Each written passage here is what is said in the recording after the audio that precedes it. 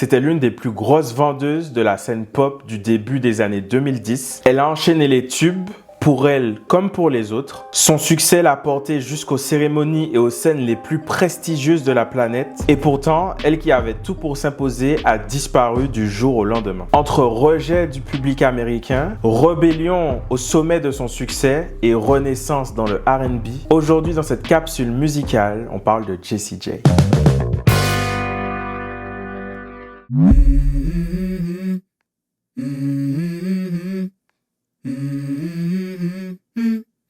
Let's go.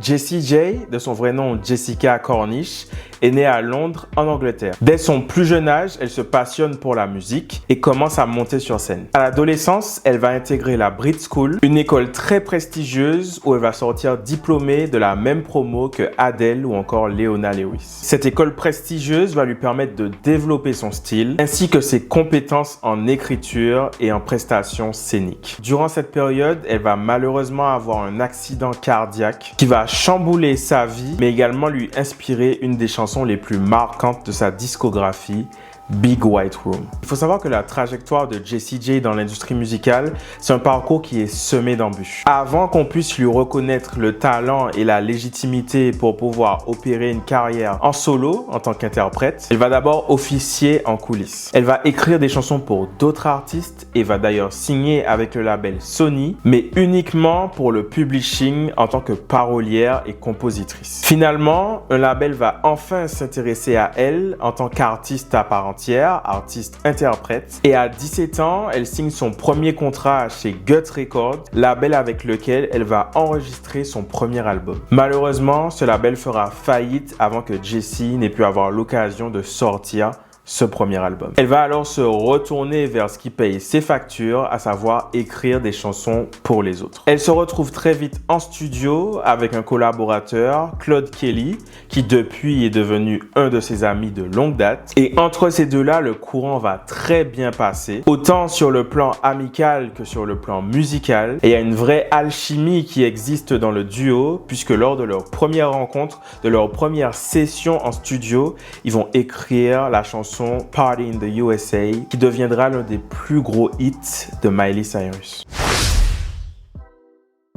Party in the USA va devenir un énorme succès, ce sera un bulldozer dans les ventes et ça va permettre de très sérieusement renforcer la crédibilité et la légitimité de Jessie J dans l'industrie musicale. Forcément, ce succès va attirer l'attention d'autres labels et ainsi elle sera repérée par l'un des plus gros labels au monde, Universal, qui va lui proposer un contrat de plusieurs albums sous leur label Republic. Fort de son succès avec Miley Cyrus, Jessie J va vouloir continuer à écrire des chansons afin de les placer pour d'autres artistes et elle va y parvenir très souvent puisqu'elle va écrire des chansons pour Justin Timberlake, Britney Spears ou encore Alicia Keys. Mais là où sa carrière solo en tant qu'artiste à part entière va vraiment décoller, c'est en 2010 lorsqu'elle a écrit une chanson pour Rihanna et que son label, après l'avoir entendue, a décidé qu'elle garderait cette chanson pour elle. Ainsi, le grand public découvre Jessie J avec son premier single officiel, Do It Like a Dude.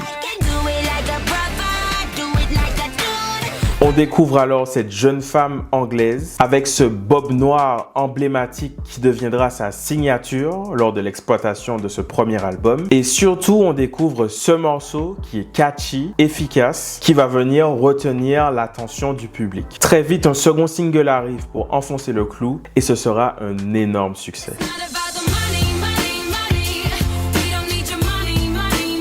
Price Tag, c'est encore à ce jour le morceau signature du catalogue de Jessie J. C'est un morceau qui a tourné en boucle partout dans le monde. Commercialement, ce sera également une très grosse réussite. Le label va alors organiser la sortie de l'album dans la même foulée. Et tout comme les singles qui l'ont précédé, l'accueil réservé à cet album sera excellent. Ce premier album s'intitule Who You Are et c'est l'un des albums pop les plus marquants des années 2010. Ce qui est important avec Jessie J à ce moment-là, c'est qu'elle a un son et elle a une identité. Elle est très vite reconnaissable grâce à son timbre de voix, mais également grâce à son image. C'est une espèce de pop star haute en couleurs qu'on arrive à identifier, mais qui s'intègre aussi très facilement dans un paysage pop mainstream occupé par des Pink, par des Kesha ou encore des Katy Perry. Au-delà de l'accueil commercial de cet album qui sera excellent, il va surtout permettre à Jessie J de briller en tant que parolière, compositrice,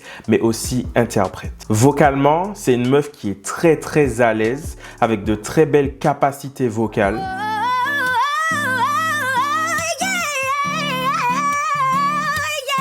Et derrière ces gros refrains et ces super productions pop, l'album regorge de morceaux où Jessie aborde des thèmes universels avec de la pertinence, du punch et de la puissance. Sa percée dans l'industrie musicale est impressionnante. En quelques mois, elle va se retrouver sur les plateaux télé du monde entier, dans les différentes cérémonies musicales, ainsi que sur certains des plus gros festivals de la planète. Elle va réussir l'exploit de classer 6 singles de ce même album dans le top 10 en Angleterre. Elle va chanter aux 60 ans de la reine. Elle va intégrer l'émission The Voice au Royaume-Uni en tant que juge et recevoir dans la foulée le Critics' Choice Award à la cérémonie des Brit. Faut savoir que les Brit, c'est la cérémonie musicale la plus prestigieuse au Royaume-Uni. Et c'est une institution qui représente beaucoup pour Jessie. Du coup, recevoir cette reconnaissance devant ses pairs, c'est une consécration pour elle. Le succès est tel que les opportunités vont se multiplier pour elle. David Guetta va l'inviter sur son album et ils vont collaborer ensemble sur le morceau Laser Light. Et l'album Who You Are de Jessie J sera réédité avec de nouveaux morceaux qui seront ajoutés, dont Domino qui deviendra un énorme tube. Ce premier album se vendra à plus de 2,5 millions d'exemplaires dans le monde. Ça y est, le phénomène Jessie J est lancé. Elle est passée de l'ombre à la lumière, portée par un style vocal unique, une identité forte et des chansons efficaces. Mais ce succès fulgurant est aussi le début d'une pression monstre pour la suite de sa carrière. Pendant 2 ans, Jessie J a défendu sans relâche son premier album avec le succès qu'on lui connaît et vient alors l'heure d'enchaîner avec le second album. Autant dire qu'après un premier album qui a fait autant de bruit et qui a rapporté autant d'argent, les attentes sont très élevées pour le successeur. Le public de Jessie a des attentes, le label de Jessie a des attentes et alors qu'à ce moment-là, Jessie J avait cette image très identifiable, ce qui est important pour fonctionner et durer dans la pop, elle va prendre tout le monde par surprise pour ce retour. Elle qu'on a connue avec sa coupe bob emblématique, en 2013, pour son retour, elle va se tondre intégralement les cheveux pour une œuvre caritative. Et lorsque son deuxième album va voir le jour, on découvre alors une Jessie J 2.0 rebelle qui n'a quasiment plus aucun cheveu sur la tête. Et là, vous allez me dire, oui, mais Willem, c'est seulement une coupe de cheveux. C'est faux. Je ne saurais expliquer pour quelle raison, mais dans le monde de la pop, le public est très attaché à l'image et aux cheveux des pop stars féminines. Allez en parler à Katy Perry. Et du coup, ce deuxième album de Jessie J s'intitule Alive. Sur la pochette, on la découvre avec sa nouvelle image. Et le premier single qui va venir annoncer cet album s'intitule Wild. Wild, c'est le premier single. C'est une chanson qui a la vocation de présenter Jessie J comme une femme rebelle, sûre d'elle et indomptable. Tout comme Taylor Swift l'a fait avec Reputation, tout comme Miley Cyrus l'a fait avec Can't Be Tamed ou Rihanna avec Good Girl Gone Bad. Cet album, c'est un peu l'album de la rébellion pour Jessie J. C'est l'album où elle va aller un peu à contre-courant de ce qu'on attend d'elle. Sauf que, traditionnellement, ce type d'album et ce type de virage, ce sont des choses qui arrivent un peu plus tard dans la carrière des artistes. Et du coup, malheureusement, ce virage ne sera pas accueilli de la plus belle des façons, puisque le premier single, Wild, qui va se vendre correctement au Royaume-Uni et en Australie, sera boudé dans le reste du monde. Le label va enchaîner l'exploitation de l'album avec d'autres singles tels que Thunder ou It's My Party.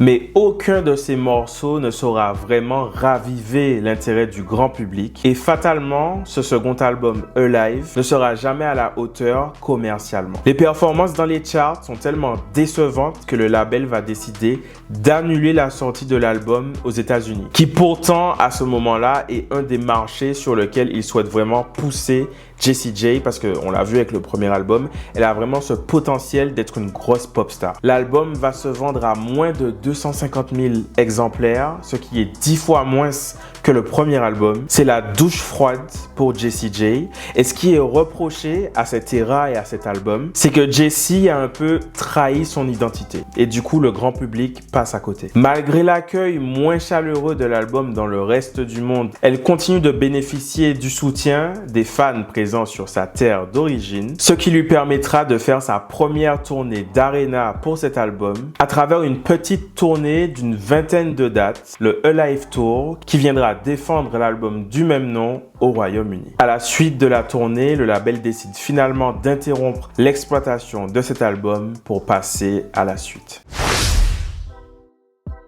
Alors, on l'a vu, le second album a contre-performé. Du coup, pour le troisième album, pour le retour de Jessie J, le label va reprendre les choses en main. La rébellion s'est terminée. On reprend les rênes du projet et de ta carrière. Cette fois-ci, le but est clair. Il faut réussir à imposer Jessie J sur le marché américain. Pour ce faire, ils vont sortir l'artillerie lourde. Et surtout, Jessie J n'aura pas son mot à dire. Déjà, on va lui dire, ma belle, t'es bien sympa. On t'a laissé faire ta crise d'adolescence, te raser les cheveux, mais là tu vas aller sur Amazon racheter ton bob parce que quand tu reviens, Jessie J revient avec son bob. Donc pour le retour sur ce troisième album, on retrouve Jessie J avec son bob. Et pareil, musicalement, pour la conception de ce troisième album, elle va se retrouver en studio à Los Angeles avec des compositeurs, des faiseurs de hits de renom tels que Diplo ou encore The Dream. Sur les morceaux de cet album, on va la retrouver aux côtés de pointures US telles que Ariana Grande, 2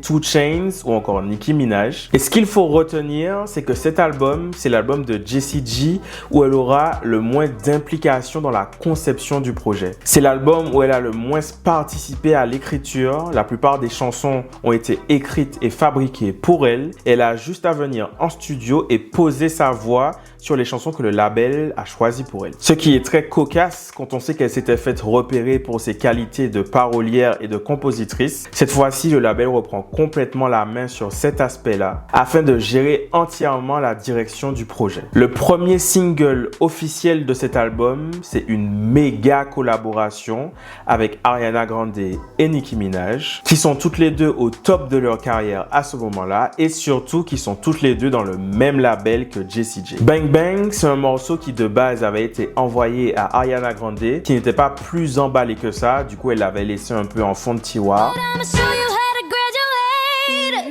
Et le label, qui a su percevoir le potentiel commercial du morceau, l'a envoyé à Jessie J afin qu'elle puisse poser dessus. Une fois les voix de Ariana et Jessie posées sur cette démo, il a ensuite été envoyé à Nicki Minaj qui a à son tour posé un couplet. Bang Bang a ainsi été enregistré par les trois artistes, chacune de leur côté, et il sera dévoilé officiellement durant l'été 2014. Le reste appartient à l'histoire. Le morceau va devenir un énorme succès. Les radios pop vont littéralement dévorer le morceau et ainsi offrir à Jessie J son plus gros hit aux États-Unis depuis bien longtemps. À ce moment-là, on pourrait se dire que ça y est, la machine est lancée pour elle aux États-Unis, que la mission du label de l'imposer sur le marché américain est accomplie, sauf qu'il n'en est rien. Le problème, c'est que cette chanson n'est pas vraiment considérée comme une chanson de Jessie J par le public, parce que parmi les trois artistes qui interprètent cette chanson, Jessie J est la moins connue aux États-Unis. Rajoutons à ça que c'est la seule artiste du trio à ne pas avoir écrit sur le morceau, puisque Nicki Minaj et Ariana Grande sont toutes les deux présentes à l'écriture. Et surtout, le comble, c'est que ce morceau, qui nous était vendu comme le grand retour de Jessie J, le premier single de l'album de Jessie J, va finalement sortir en premier sur l'album d'Ariana Grande. Et donc les ventes du morceau seront comptabilisées pour l'album d'Ariana Grande et pas pour celui de Jessie J, qui lui sortira 2 mois plus tard. Nous sommes donc en octobre 2014 lorsque sort le 3e album de Jessie J, intitulé Sweet Talker. C'est un album pop qui est très clairement calibré pour le public pop mainstream et les radios. Comme je l'ai dit, le label a vraiment la volonté de pousser et développer Jessie J sur le marché américain pour la faire percer. Et donc, après le succès doux amer de Bang Bang qui n'a pas vraiment profité à Jessie J, malgré le fait que le morceau soit un énorme hit, le label va sortir un second single où Jessie J sera encore une fois accompagnée d'un artiste US, cette fois-ci 2 Chainz, sur le morceau Burning Up. Encore une fois, le label va mettre les moyens pour pousser et défendre le morceau. Elle aura droit à son gros clip de pop star filmé dans une villa à Los Angeles, avec des mannequins, avec des danseuses, avec plusieurs looks et surtout avec le placement de produits Beats qui est tellement indispensable au clip pop des années 2010. Une fois que le morceau sera sorti, le label va faire Jessie J écumer les plateaux télé pour défendre cette chanson. Elle va la chanter à la version américaine de Danse avec les stars. Elle va la chanter au talk show de Queen Latifah ou encore à la matinale Good Morning America. Vraiment, le label met les moyens et investit pour pouvoir lui offrir la plus belle des vitrines afin de pouvoir défendre la chanson et son album. Et Jessie J, en bon soldat qu'elle est, va se donner à fond pour le faire. Malheureusement, leurs efforts seront vains puisque le morceau va très vite s'effondrer dans les charts. Puisqu'il faut le dire, c'est très compliqué de passer après un énorme bulldozer comme Bang Bang l'a été. Donc les efforts de Jessie J et du label ne sont pas suffisants et ce 3e album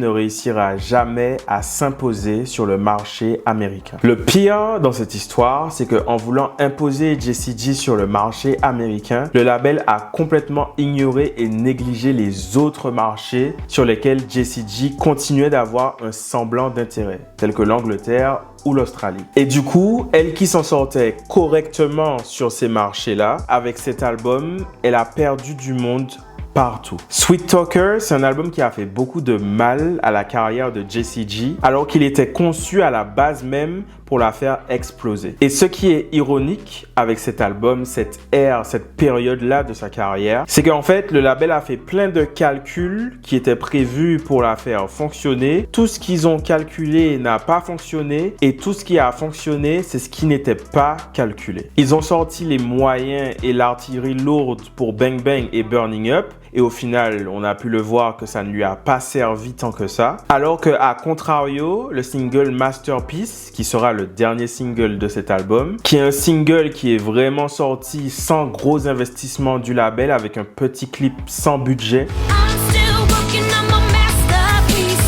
ce sera le single de l'album qui va rencontrer un succès d'estime auprès des fans de Jessie J. Pareil pour la chanson Flashlight, c'est une chanson qui a été écrite par Sia. Cette chanson a été écartée de l'album et reléguée à la BO du film Pitch Perfect. Et pourtant, elle deviendra un plus gros succès que les singles solo de Jessie sur cet album. Ce qui est dommage avec cet album, c'est qu'ils ont voulu imposer Jessie J sur le marché américain et pour le faire, ils ont vraiment lissé son image. Ils voulaient tellement la mettre partout, qu'elle plaise à tout le monde, qu'au final, elle n'a plu à personne. Son image a été lissée à tel point que ça l'a rendue passe-partout au mieux, voire au pire carrément invisible. À la fin de l'exploitation de cet album, qui au final se sera aussi mal vendu que le second, le label va commencer petit à petit à abandonner les efforts autour de la carrière de Jessie J. Et alors, pour elle, à ce moment-là, va commencer une espèce de traversée du désert qui sera assez compliquée. Après l'échec commercial de ses 2 précédents albums, Jessie va s'octroyer une pause. Une pause durant laquelle elle et son label vont essayer d'opérer une refonte de la stratégie de développement de sa carrière. Tout d'abord, on abandonne les albums pop préfabriquées avec des chansons impersonnelles, écrites et composées pour Jessie où elle a juste à poser sa voix dessus. C'est une stratégie qui a coûté cher à l'album et qui n'a même pas porté ses fruits. Du coup, pour le projet à venir, Jessie J va obtenir la liberté créative et artistique. Mais pour ce faire, le label va réduire drastiquement les moyens qui lui seront attribués. Elle va alors se diriger vers un genre musical qui lui parle tout particulièrement, mais qu'elle n'a effleuré qu'en surface jusque-là, le R&B. Elle se retrouve alors dans une équipe très restreinte pour écrire, produire et concevoir son projet. Au moment où elle va commencer à travailler sur cet album, ça fait 2 ans qu'elle n'a pas écrit de chanson, alors que de base elle est passionnée par l'écriture. Et c'est sa rencontre avec le producteur DJ Kemper qui va lui insuffler l'envie d'écrire et de composer à nouveau. Elle va retrouver son amour des mots et des mélodies et ensemble ils vont produire son nouvel album. Jessie J va se raconter comme jamais auparavant dans sa musique. Elle est vulnérable, elle est honnête, elle est sensible. Elle va se confier sur sa vie et son parcours semé d'embûches, que ce soit au niveau personnel ou au niveau professionnel. Et ce projet qui va commencer à être teasé en 2017 verra officiellement le jour en 2018. Il s'intitule Rose, du nom de la mère de Jessie J. Et si le label a donné le green light pour la sortie du projet, ils vont prendre très peu de risques pour sa distribution et la promo. Le budget est revu à la baisse, c'est fini les gros clips dans les grosses maisons à Los Angeles avec plein de danseurs. Les visuels, les clips, la promo, tout est minimaliste. Cet album ne sortira même pas en tant que tel, puisqu'il ne sortira pas comme un album, mais il sortira sous forme de 4 EP qui, une fois assemblés, recompose l'album. Et on sent que le minimum est fait pour permettre à Jessie de défendre ce projet où elle a récupéré le contrôle total de la direction. Et pourtant, malgré le contexte, malgré le manque de budget et de soutien de son label, Jessie va complètement briller sur ce projet. Il est porté par plusieurs singles tels que Real Deal, Not My Ex ou encore l'excellent Think About That. You just laughed when I cried, think about that. Who lives the real sacrifice? À l'image de l'album, le morceau Think About That, c'est un morceau où Jessie ne se cache de rien. Un morceau où elle chante sa vérité sans maquillage. Ce projet, qui pourtant sera le plus confidentiel de sa discographie, est pour moi celui où elle brille le plus dans la cohérence, le storytelling et la direction artistique. Tout semble simple, brut, organique, mais honnête et percutant. Un des morceaux qui me touche le plus, c'est Four Letter Word. C'est un morceau où elle aborde son envie profonde de devenir mère, alors que c'est pour elle très compliqué de tomber enceinte.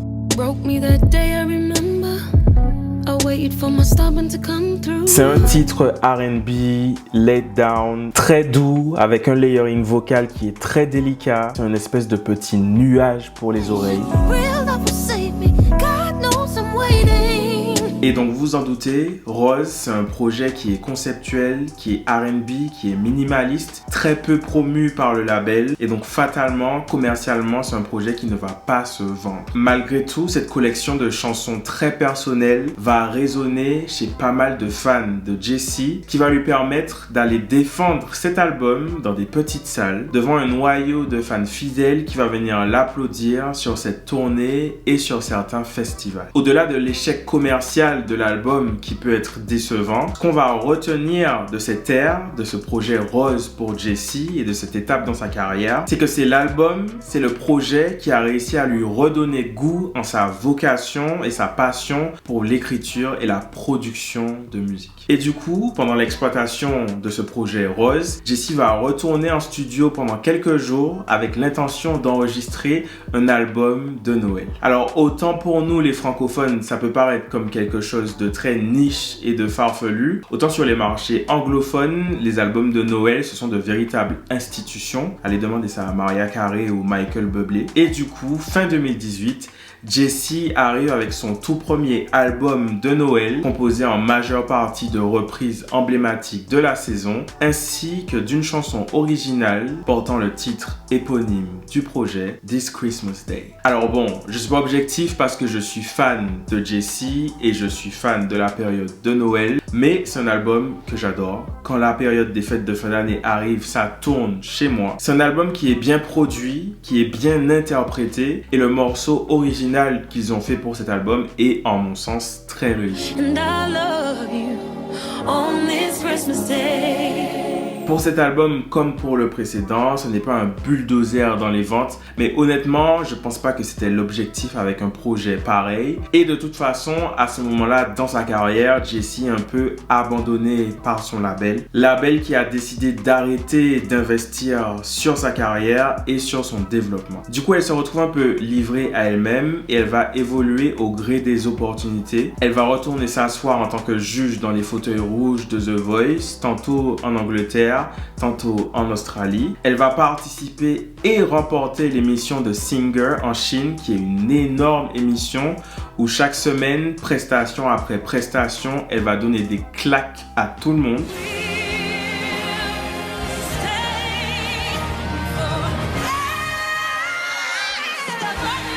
Et finalement, après la grosse pandémie de 2020, on va la découvrir en 2021 pour son retour que personne n'avait prédit. Elle s'est alors retrouvée en studio avec l'un des plus gros faiseurs de hits de la pop mainstream, à savoir Ryan Tedder. Si vous connaissez pas ce fameux Ryan, dites-vous juste que c'est l'un des plus gros faiseurs de hits de l'industrie musicale. C'est lui qui a fait Halo de Beyoncé, juste pour citer ça. Et donc là, il se retrouve avec Jessie en studio dans l'objectif de concevoir la musique pour son retour, et c'est comme ça que va voir le jour le nouveau single I Want Love. I Want Love, c'est un morceau pop qui est calibré pour les radios, encore une fois. Il est inspiré par tout ce qui marche. Mélodie catchy, gros refrain, grosse production, key change, high note. Tout est fait pour marquer les esprits et malheureusement, ce ne sera pas le cas. Tout d'abord, le morceau sera accueilli froidement par les radios pop qui vont bouder le morceau et ne pas le diffuser. Et il sera également boudé par le public pop qui s'est complètement désintéressé de Jessie depuis son virage R&B. En interne, ça se passe de plus en plus mal avec son label et son management. Jessie se sent négligée, abandonnée et pas du tout écoutée par ses équipes. On le rappelle, I Want Love était censé être le gros single porteur de son retour avec un nouvel album. Un nouvel album qu'elle a enregistré en intégralité, un nouvel album qui est prêt et qu'elle va jeter à la poubelle. Cet album, elle va le jeter à la poubelle avec l'accord de son label qui n'est pas convaincu par les morceaux qu'elle va lui présenter. Et ce même label va inviter Jessie à retourner en studio et refaire des chansons qui seront plus efficaces. À cette même période, elle se sépare de son 6e manager depuis le début de sa carrière en estimant qu'il n'était pas aligné en termes de priorité et de direction. Sur le plan personnel, ça ne va pas mieux. Elle révèle être atteinte d'une maladie et annonce être dévastée après avoir fait une fausse couche. D'ailleurs, je me souviens quand elle avait fait le post sur Insta pour annoncer sa fausse couche, le compte Instagram de son label avait commenté « Félicitations ». Alors, je pense que le community manager n'avait pas regardé ce qu'elle avait écrit en caption et qu'ils avaient juste vu qu'elle a mis des photos d'elle où elle est enceinte. Sauf qu'en fait, elle annonçait que du coup, elle avait perdu le bébé, qu'elle était dévastée. Et je pense que ça n'a pas dû aider dans la relation qu'elle avait avec le label à ce moment-là. Après 17 ans au sein de Republic Records, Jessie va décider de rompre son contrat et de quitter la maison de disques. Elle explique qu'au moment de la séparation, il n'y a pas eu d'animosité ou de querelle, mais que c'est simplement un départ qui est né des manquements et du désintérêt du label pour sa carrière. Aujourd'hui, Jessie J, c'est une artiste qui est indépendante. Son dernier projet original date de 2018 avec Rose. Elle est finalement devenue maman et semble profondément accomplie par ça. Elle explique qu'elle n'a pas arrêté de faire de la musique, qu'elle a d'ailleurs écrit et enregistré pas mal de chansons qui sortiront lorsqu'elle aura trouvé une équipe compétente pour l'accompagner.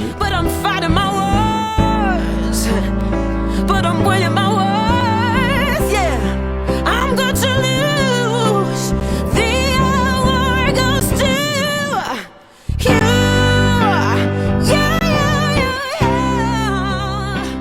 elle est dans le top 5 de mes artistes préférés. C'est une artiste qui, de par sa musique, m'a très souvent accompagné dans les bons moments, comme dans les moments où j'étais plus fragile et où je ne savais pas forcément mettre des mots sur ce que je ressentais. Et du coup, je ne peux que lui souhaiter de continuer à s'épanouir dans sa vie personnelle et professionnelle, en espérant que tout ça se projette dans sa musique, afin qu'on puisse la retrouver très rapidement sur le devant de la scène ou sur la scène tout court. Et bien voilà, cette capsule musicale sur Jessie J est maintenant terminée. Merci à vous d'avoir cliqué sur cette vidéo et merci de l'avoir regardée jusque-là. N'hésitez pas à me dire dans les commentaires si vous étiez familier avec sa carrière ou si cette vidéo vous a permis de découvrir des choses sur elle. D'ailleurs, si vous aimez ce format de capsule musicale, je vous rappelle que c'est un concept qui est amené à revenir sur ma chaîne très souvent cette année. Donc si vous avez apprécié, n'hésitez pas à vous abonner à la chaîne pour ne pas rater les prochaines. Faire cette capsule me tenait vraiment à cœur parce que comme j'ai dit, pour le coup, Jessie, c'est une des artistes qui m'inspire le plus en tant qu'artiste moi-même. Et du coup, si avec cette vidéo, j'ai pu vous donner l'envie de vous intéresser un petit peu plus à sa musique, en dehors de ces gros tubes pop que tout le monde connaît, j'estime que j'ai rempli ma mission. Donc si vous avez regardé cette vidéo en journée, je vous souhaite une bonne journée. Si vous l'avez regardée en soirée, je vous souhaite une très belle soirée. Et je vous donne rendez-vous dimanche prochain, 17 h, au même endroit, pour une nouvelle vidéo. Let's go. La vidéo que tu étais en train de regarder est maintenant terminée. Mais c'est pas grave, tu peux toujours regarder celle-là. Tu peux aussi écouter ma musique en cliquant juste là. Et surtout, tu peux t'abonner juste ici.